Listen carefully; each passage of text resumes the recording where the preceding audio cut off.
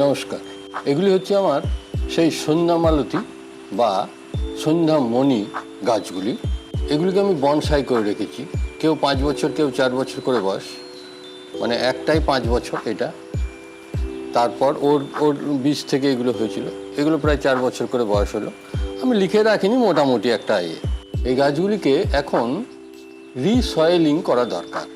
Soil বলতে বিশেষ একটা মিডিয়া, বনসাই মিডিয়া বলি আমরা, যেটার মধ্যে মানে এদের যে বনসাইটা ব্যবহার করি সেটা ওই ছোটো ছোটো পাথরের দানা বা সিন্ডার, যেটা আর কি ওই কয়লার থেকে তৈরি হয়, ছোটো ছোটো সাইজের সিন্ডার বা পাথরের দানাটাই ব্যবহার করি, তার সঙ্গে অল্প বালি। আর ওই খাবার হিসাবে যেমন আমি প্রতিবারই বলে থাকি, সেটা হচ্ছে সিঙ্গেল সুপার ফসফেট, সরিষা খৈল আর নিম খৈল, এইগুলোকে শুধু মিশিয়ে রাখি। খুব বেশি পরিমাণ না, অল্প পরিমাণ, হয়তো ওই 5% করে এগুলো দিয়ে দিই সব। সেই মাটিটা আমি এখন চেঞ্জ করব।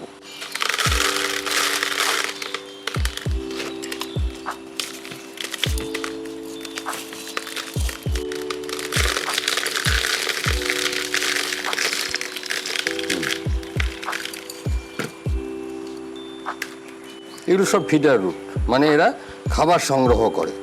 এখন এই রুটগুলোকে খুব একটা জখম হতে দেওয়া চলবে না।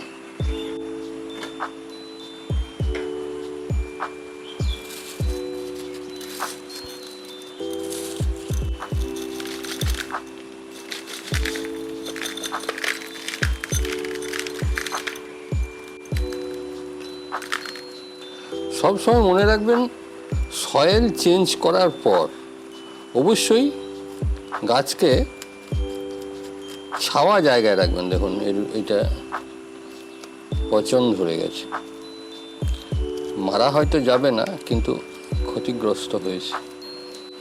এই অতিরিক্ত জল টল হয়ে গেলে এই জিনিসটা হয়।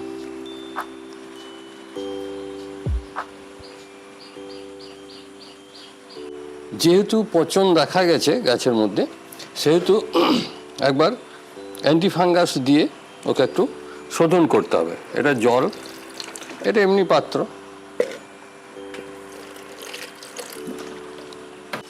এটা হচ্ছে বেবিস্টিন, আর এটা হচ্ছে সাপ। এক্ষেত্রে আমি বেবিস্টিনটাই ব্যবহার করবো, কারণ বেবিস্টিনটা ভালো বলতে এই কারণে, কিছু গাছ যেগুলো একটু সেনসিটিভ হয় সেগুলো কিন্তু ক্ষতিগ্রস্ত খুব একটা হয় না। এই 1/2 চামচ মতো দিয়ে দিচ্ছি। হ্যাঁ, যেটা বলছিলাম, সাপটা আমি দেখেছি ওই যখন আমি জবা গাছে দিই, ওর পাতা কিন্তু লাল, এই হলুদ হয়ে যায়, নিয়ে ঝরে যায়। একটু পরিমাণ, মানে পরিমাণ তো একটু দিতেই হবে, কারণ এখন কিন্তু খুব কম পরিমাণে আর ভালো কাজ করছে না, একটু ঘেঁটে দিতে হবে। এটা একটা পচন এসে গেছিলো, যার ফলে এর কড়টা ক্ষতিগ্রস্ত হয়েছে। এটা আগে দিই। এটাও ঠিক তাই, দেখুন এই একটা সাইড।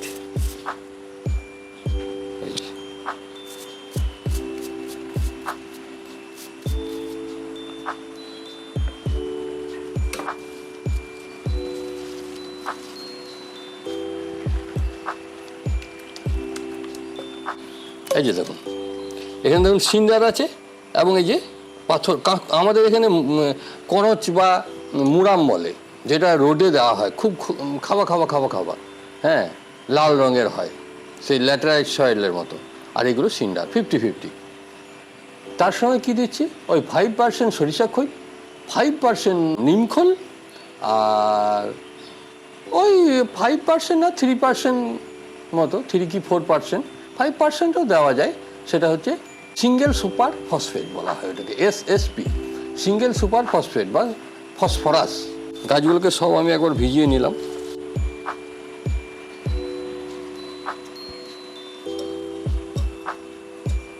মিডিল করে বসাবো, দেখতে একটু ভালো লাগবে।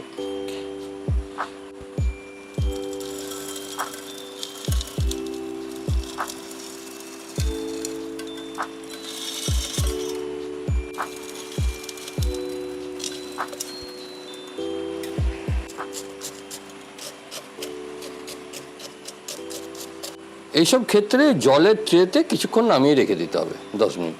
তাহলে জলটা নিচের দিক থেকে উপরে ঠিক নিয়ে নেবে। এবার আমি সবগুলোকেই একটা একটা করে পটে বসিয়ে নেব।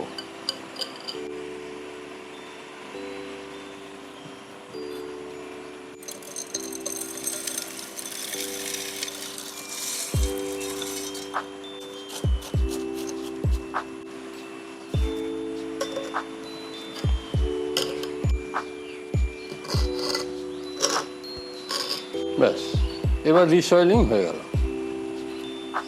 এরপর আবার আপডেট দেব। ধন্যবাদ, দেখতে থাকুন।